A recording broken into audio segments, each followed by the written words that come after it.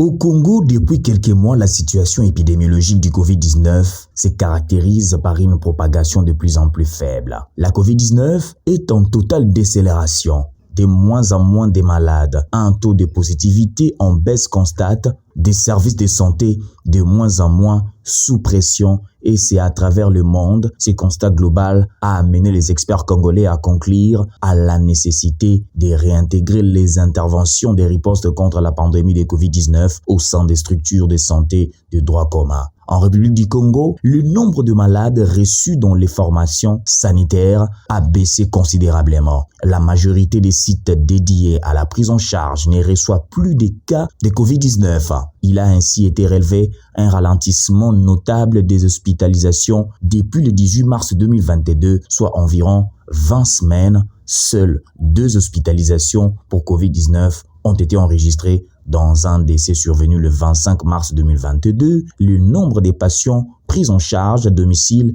est passé des 160 cas le 10 juillet à 105 le 18 juillet 2022, soit une baisse de 55 cas. Le Congo a donc décidé de mettre fin à l'état d'urgence sanitaire sur l'ensemble du territoire national à compter de sa prochaine date d'expiration, soit le 18 octobre 2022. La fin du caractère obligatoire du port de masque.